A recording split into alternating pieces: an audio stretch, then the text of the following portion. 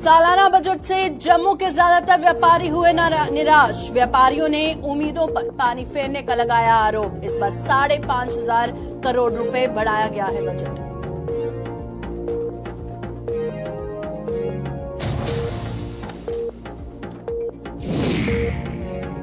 सुरनकोट के ढेरा मोहरा में दिन रात हो रहा अवैध खनन। मूक दर्शक बनकर तमाशा देख रहा प्रशासन। शिकायत करने के बावजूद भी नहीं जागा प्रशासन।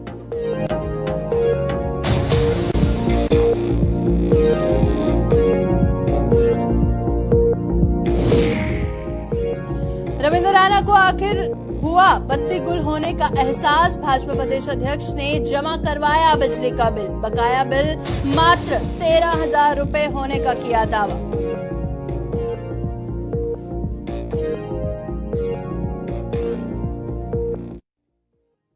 नमस्कार, जम्मू कश्मीर का ये बुलेटिन देख रहे हैं आप और मैं हूं प्रियंका गुप्ता आपके साथ। बुलेटिन की शुरुआत करेंगे बजट की खबर के साथ, क्योंकि जिस तरह से केंद्र सरकार ने भले ही जम्मू कश्मीर के 2023-24 के बजट में पिछले वित्त वर्ष के मुकाबले में 5,500 करोड़ रुपए की बढ़ोतरी की है, लेकिन व्यापारी वर्ग इससे कहीं भी खुश नजर नहीं आ रहा है। जम्मू के ज्यादातर व्यापारियों का कहना है कि यह बजट उनकी उम्मीदों के अनुरूप नहीं है और बजट पर व्यापारी वर्ग का क्या कुछ कहना है वो हम आपको बताएंगे और बजट की कुछ खास बातें तब तक आप तक साझा कर देते हैं जब तक जम्मू से हमारी संवाददाता रितिका राजपूत नहीं ज्वाइन करती हैं। और जिस तरह से इस बजट का जो उद्देश्य था भ्रष्टाचार मुक्त और नशा मुक्त करने के उद्देश्य से जम्मू कश्मीर को रोजगार जिस तरह से देने के मकसद से सोमवार को संसद में वित्त वर्ष का वर्ष 2023-24 के लिए जम्मू कश्मीर का 1,18,500 करोड़ रुपए का बजट पेश किया गया था और केंद्रीय वित्त राज्य मंत्री ने केंद्रीय वित्त मंत्री निर्मला सीतारमण की तरफ से बजट प्रस्ताव को सदन के जिस तरह से पटल पर रखा था और इसी पर व्यापारी वर्ग जो जम्मू कश्मीर का है वो खुश नजर नहीं आ रहा है। क्यों उनकी उम्मीदों पर ये बजट खरा नहीं उतरा है, जानेंगे। हमारे साथ जम्मू से हमारी संवाददाता रितिका राजपूत ज्वाइन कर चुकी हैं। रितिका, कई व्यापारियों से आपने बातचीत की, क्या कुछ कहना है उनका, क्यों निराशा उनको नजर आ रही है? जी बिल्कुल, आपको बता दें कि केंद्र में जो जम्मू कश्मीर के लिए बजट 2023 और 24 के लिए जो बजट पेश किया गया है उसको लेके मिलीजुली प्रतिक्रियाएं जो है वो हमें जम्मू कश्मीर से देखने को मिली। सबसे पहले अगर मैं व्यापारी वर्ग की बात करूं, उनका कहना है कि जम्मू कश्मीर में अलग अलग सेक्टर्स की डेवलपमेंट को जरूर ध्यान में रखा गया है, लेकिन व्यापारियों के लिए यहाँ पे अलग से मार्केट बनाने की बात भी कही जा रही थी एक लंबे अरसे से, कहीं ना कहीं उसे इग्नोर किया गया है। इसलिए उनका कहना है कि बहुत जल्द ही जी मनोज सिन्हा से मिलेंगे ताकि व्यापारियों के लिए अलग से मार्केट का निर्माण हो सके। वहीं पे अगर ट्रेडर्स की मैं बात करूं, उनका भी ये कहना है कि ट्रेड सेंटर्स जो हैं वो खोलने चाहिए थे जम्मू कश्मीर में, जिसके चलते उन्हें हल्की सी निराशा हुई है। परंतु उसके अलावा जब आम जनता की मैं बात करूं, उनका कहना है कि एक दूरदृष्टि रखी गई है इस बजट को बनाते हुए, क्योंकि एजुकेशन सेक्टर की बात करें यहाँ पे उन तमाम बातों का ध्यान रखा गया है जो कि जम्मू कश्मीर के आने वाले समय में ग्रोथ और डेवलपमेंट में काफी मदद करेंगे। जी बिल्कुल। और इसी तरह से अगर हम आम जनता की बात करें तो उनका क्या कुछ रिएक्शन है इसमें, क्योंकि व्यापारी वर्ग तो कहीं ना कहीं निराश नजर आ ही रहा है, आम जनता कितनी संतुष्ट नजर आ रही है? आम जनता के रिएक्शन कहीं ना कहीं काफी ज्यादा हमें संतोषपूर्ण लगे, क्योंकि इसपे उन्होंने बात की है जो मेडिकल फैसिलिटीज दी जाने वाली है, एजुकेशन सेक्टर में काफी बड़ा एक जो रेवेन्यू यहाँ पे बताया गया है, उसी के अलावा स्पोर्ट्स में भी काफी ज्यादा चीजें जो है वो जम्मू कश्मीर को आने वाले समय में मिलने वाली है। तो इसके चलते आम जनता कहीं ना कहीं यहाँ पे खुश नजर आई है, उनमें एक संतोष नजर उन्हें था कि दूरदृष्टि कहीं ना कहीं नजर आई है इस बजट में जो की अनाउंस किया गया है 13 तारीख को। चलिए, बहुत बहुत शुक्रिया रितिका ज्वाइन करने के लिए। रितिका राजपूत हमारे साथ जम्मू से ज्वाइन की हुई थी और जैसे वो बता रही थी कि व्यापारी वर्ग क्यों नाराज हैं इस बजट को लेकर और जो आम जनता है जब उनसे रितिका ने बात की तो वो कहीं ना कहीं इस बजट को लेकर संतुष्ट नजर आए। सुरनकोट तहसील के ढेरा मोहरा में बड़े पैमाने में अवैध खनन हो रहा है और दिन रात खनन माफिया प्रशासन की नाक तले दरिया से टिप्परों और ट्रॉलियों पर अवैध रूप से रेत बजरी निकाल रहा है और बड़े पैमाने पर हो रहे इस अवैध खनन को लेकर स्थानीय लोगों में भारी रोष नजर आ रहा है। ग्रामीणों का आरोप है कि अवैध खनन को लेकर वो डीएमओ पुंछ सहित अन्य अधिकारियों से भी कई बार शिकायत कर चुके हैं, लेकिन आज तक किसी ने भी अवैध खनन पर रोक लगाने के लिए कोई कदम नहीं उठाया। आखिर इस मामले पर प्रशासन क्यों चुप्पी साधे हुए हुए हैं। थोड़ी देर में हमारे संवाददाता आकाश मलिक ज्वाइन करेंगे, उनसे सारी जानकारी लेंगे। आपको हम बता रहे हैं, तस्वीरें आपकी स्क्रीन पर दिखा रहे हैं कि किस तरह से सुरनकोट तहसील के ढेरा मोहरा में बड़े पैमाने पर अवैध खनन हो रहा है और दिन रात खनन माफिया प्रशासन की नाकतले दरिया से टिप्परों और ट्रालियों पर अवैध रूप से रेत बजरी निकाल रहा है। आकाश मलिक हमारे संवाददाता इस खबर पर ज्वाइन कर चुके हैं। आकाश, बताइएगा आखिर इस पर इंतजामिया क्यों चुप्पी साधे हुए है जबकि सबके सामने है? जी प्रियंका, मैं आपको बताता चलूँ, ये जो है सुरनकोट का एक दूसरा जिला का ढेरा मोहरा की बात करें जो है अवैध खनन पिछले जो है 1 महीने से यहाँ पे जो है अवैध खनन पड़ रहा है। कई बार प्रशासन से भी मांग की है लेकिन अभी तक कोई भी कार्रवाई नहीं हुई है। कल कुछ लोगों ने हमसे बात करते हुए उनका ये कहना है कि जो है जो ब्लॉक अलर्ट नहीं भी होते उसके बावजूद भी जो है इलीगल माइनिंग जो है इस वक्त जो है अरूज पर है। जी प्रियंका। जी बिल्कुल, बहुत बहुत शुक्रिया आकाश ज्वाइन करने के लिए। आकाश मलिक हमारे साथ सुरनकोट से ज्वाइन किए हुए थे और जिस तरह से जानकारी दे रहे थे इस हवाले से कि अवैध खनन को लेकर प्रशासन आखिरकार क्यों चुप्पी साधे हुए है। तस्वीरें हम दिखा रहे हैं सुरनकोट तहसील के ढेरा मोहरा की, जहां पर अवैध खनन हो रहा है और कोई भी एक्शन इस हवाले से प्रशासन की तरफ से नहीं उठाया जा रहा है।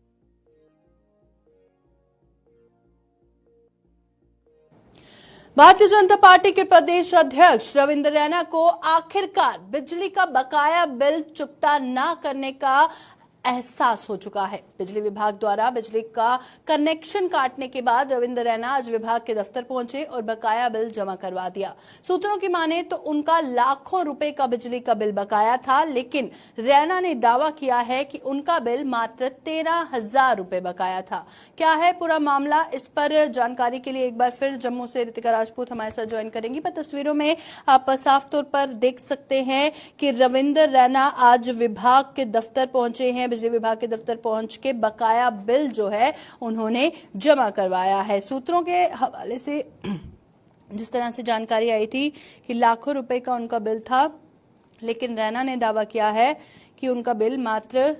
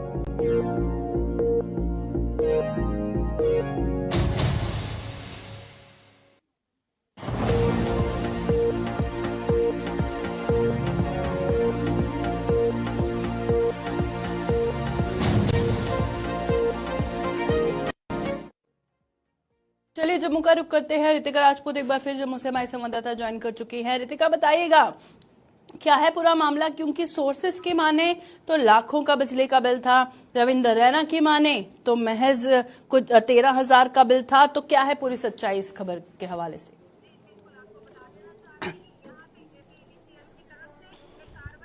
दिया गया जिसमें 1156 के करीब लिस्ट निकाली गई थी लोगों की।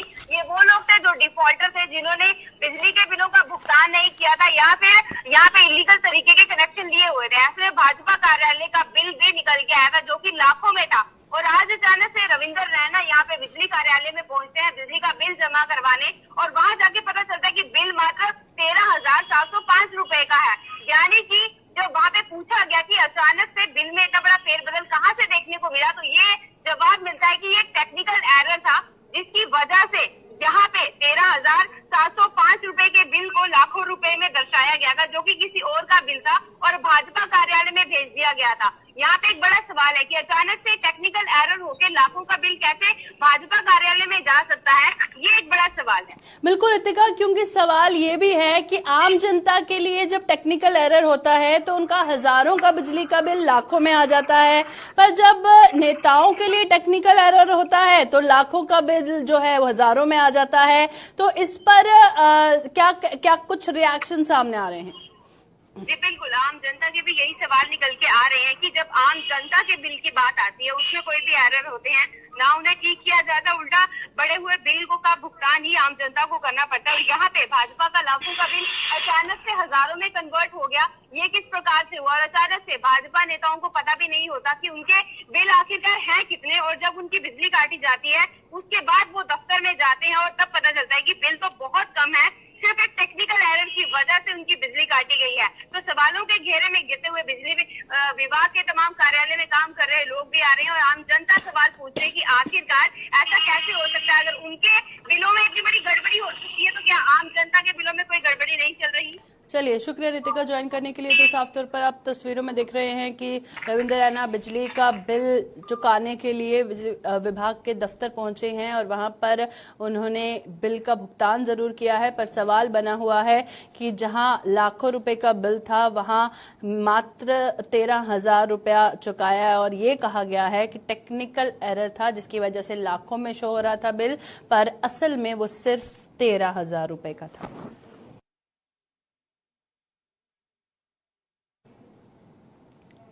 जम्मू वासियों ने जम्मू स्मार्ट सिटी परियोजना के तहत किए जा रहे कामों पर सवाल उठाए हैं। लोगों का आरोप है कि स्मार्ट सिटी परियोजना के नाम पर सरकारी खजाने को खाली किया जा रहा है और शहर में चल रहा स्मार्ट सिटी का एक भी काम सही तरीके से नहीं चल रहा। विकास कार्य बेहद धीमी गति से चल रहा है जिससे आम लोगों और दुकानदारों को काफी परेशानी हो रही है।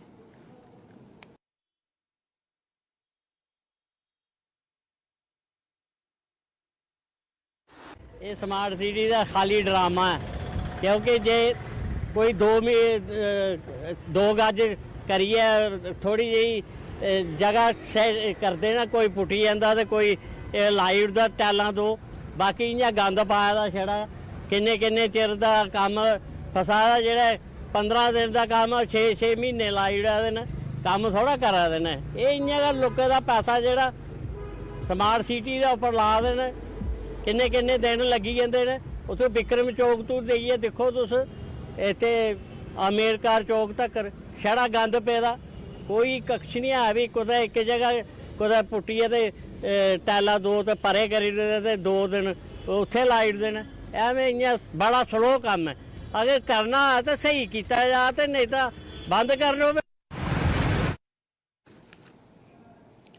आरएसपुरा तहसील के गांव कोटला मनहासा में पिछले दिनों नंबरदार पद के लिए हुए चुनावों को लेकर एक पक्ष ने सवाल उठाए हैं और इस पक्ष द्वारा इस चुनाव में गड़बड़ी की आशंका जताते हुए इस मामले की निष्पक्ष जांच करने की मांग की गई है। अपनी इस मांग को लेकर इस पक्ष द्वारा प्रदर्शन भी किया गया। तहसीलदार आरएसपुरा हाय हाय, एसडीएम आरएसपुरा हाय हाय, एसडीएम आरएसपुरा हाय हाय, एसडीएम आरएसपुरा हाय हाय, तहसीलदार आरएसपुरा हाय हाय, तहसीलदार रमना संधी साड़ी इतने वोटिंग हुई है 4 तरीक। मौजूदा चौकीदार इतने है, मौजूदा सरपंच इतने है बलकार सिंह जिहड़ा इस पंचायत का लैंड सरपंच है और लैंड होल्डर भी था जो इतने ओहदे बोर्ड भी पे ने ओहदी जमीन भी कोटला मनासा विच है और जिसलै इन्हें बोर्ड पाए ने ये कोई 80 तो मसा मरिए 85 लाडमेंट के बंदे ही जिंदी लाडमेंट ही जगह जिंदियां गरदौरियां ही और इतने नायब तहसीलदार ने 150 वोटिंग कराई उड़ी है और जिसलै उसी असें लास्ट में आनी आख्या कि तुसें वोटिंग गलत कराई है अस तुसेंगी कोर्ट च लेंगे।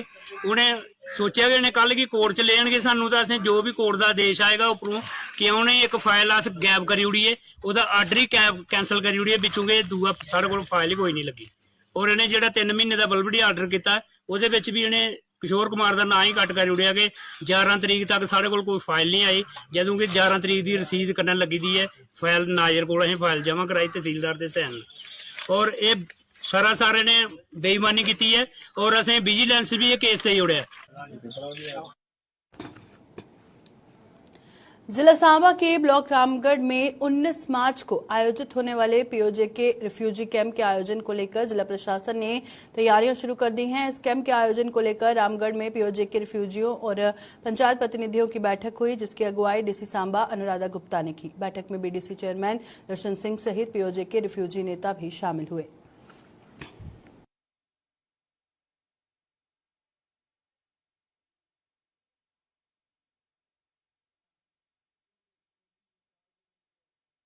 ये देखिए ऑनरेबल एलजी साहब का ये पर्सनल इनिशिएटिव है, जिसमें पीओजे के जो भी हमारे जीपीस हैं उनके लिए स्पेशल कैंप्स लग रहे हैं, हर डिस्ट्रिक्ट में लग रहे हैं।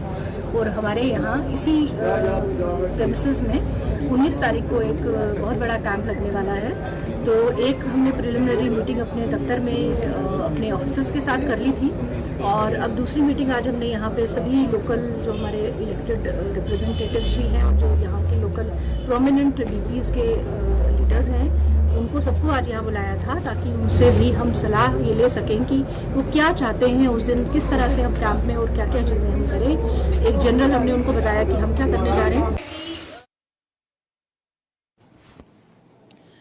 रियासी में डीडीसी चेयरमैन सरफ सिंह नाग की अगुवाई में एक बैठक हुई, जिसमें डीडीसी सदस्यों और बीडीसी अध्यक्षों ने भाग लिया। बैठक में जहां विकास कार्यों को लेकर चर्चा की गई, वहीं उधमपुर श्रीनगर बारामूला रेल लिंक परियोजना पर काम कर रही कंपनियों की मनमानी और इस परियोजना से जिले में पैदा हुए पानी के संकट को लेकर मंथन किया गया। डीडीसी चेयरमैन लोगों को रेल परियोजना से प्रभावित हुए किसानों को मुआवजा और पानी की समस्या का समाधान करने का आश्वासन दिया।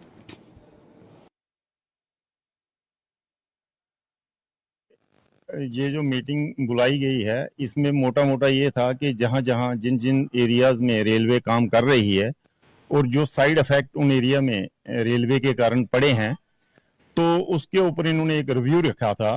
तो जिसमें मेरे गांव के कुछ इशू थे कि जैसे रोड रेलवे के पास है हमारी, तो उस पर पिछले 4 साल से लगभग 4 साल से कोई काम नहीं हुआ। उस रोड की बात हुई है और जिसमें ये ऑलरेडी उस पर एक डीपीआर एक बना रहे हैं और इन्होंने कहा है कि महीने 1.5 महीने के अंदर उसका हम टेंडर करने वाले हैं।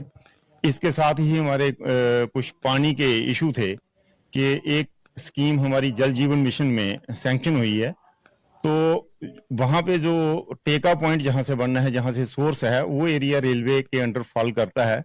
तो पिछले 3 महीने से हमें उस काम के लिए अलो नहीं किया जा रहा था।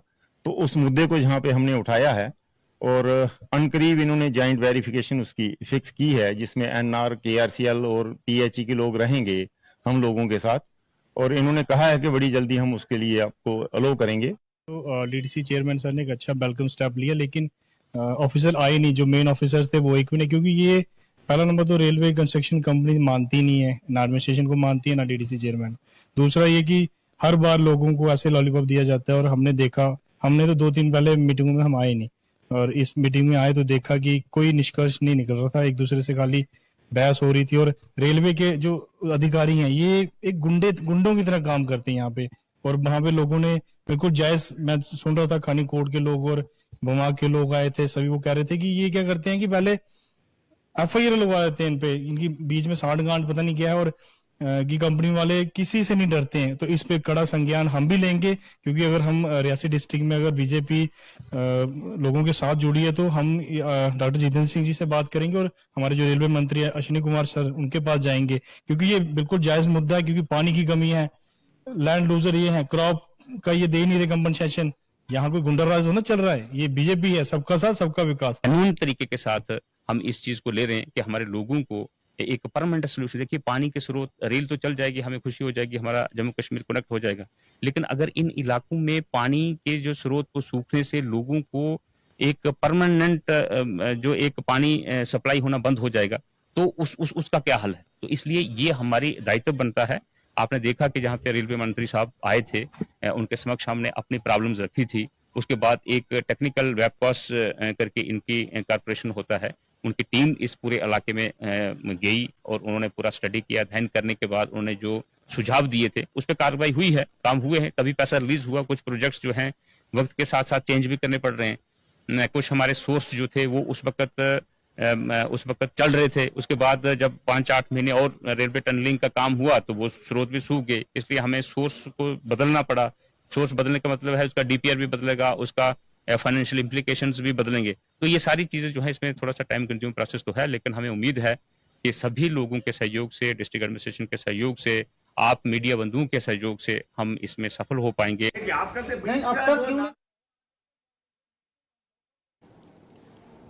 जम्मू की जगती टाउनशिप में बसाए गए डोडा जिले के विस्थापितों ने रिलीफ कमिश्नर पर उनकी सुनवाई न करने का आरोप लगाया है। इन लोगों के कुछ परिवारों को कश्मीरी पंडित विस्थापितों की तरह ही इस टाउनशिप में भले ही आसरा दिया गया था, लेकिन अभी तक राशन कार्डों में बच्चों के नाम दर्ज न होने के कारण इनके सामने मुसीबतों का पहाड़ खड़ा हो गया है। ऐसा न होने से इन लोगों के बच्चों को जहां पढ़ाई लिखाई आगे जारी रखने में दिक्कतें सहनी पड़ रही हैं, वहीं कई योजनाओं का लाभ भी नहीं मिल पा रहा। इनकी माने तो रिलीफ कमिश्नर के नोटिस मिलाने के बावजूद भी उनकी कोई भी सुनवाई नहीं हो पाई है।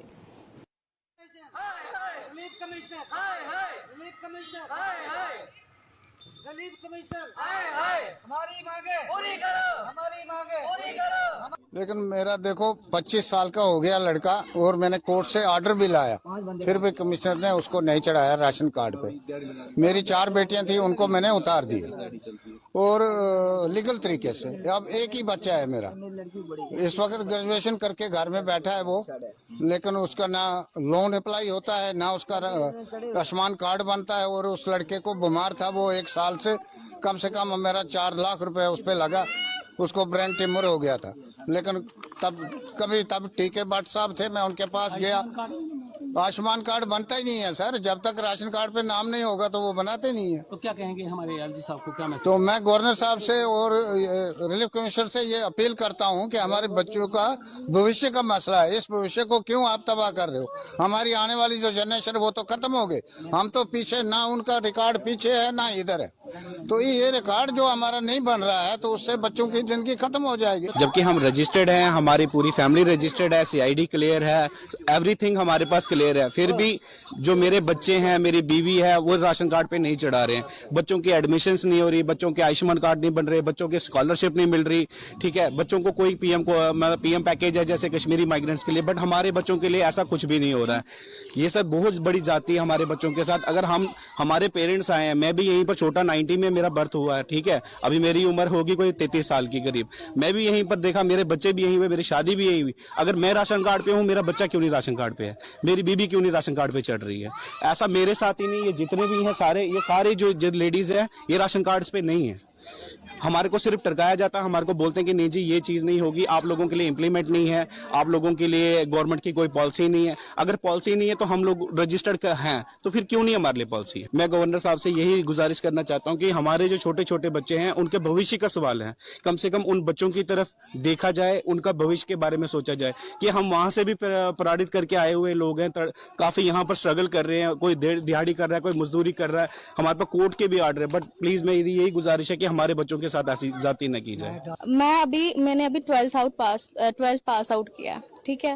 तो अभी मेरे को जो फैसिलिटीज मिलनी चाहिए स्कॉलरशिप वगैरह के लिए, तो मैं अप्लाई कैसे करूंगी? मेरा राशन कार्ड पे नाम नहीं है, मेरे डॉक्यूमेंट्स ही नहीं है। जब मेरे पास डॉक्यूमेंट्स ही नहीं है तो मैं स्कॉलरशिप की जो स्कीम्स वगैरह उसका फायदा कैसे उठाऊं जब मेरे पास डॉक्यूमेंट्स ही नहीं है? अब मेरे जितने भी यहाँ पे फ्रेंड्स वगैरह उन सब ने स्कॉलरशिप फॉर्म्स भरे, वो बाहर गए पढ़ने के लिए। मेरे 12th में 82.2 मार्क्स आए हैं, परसेंटेज आई है।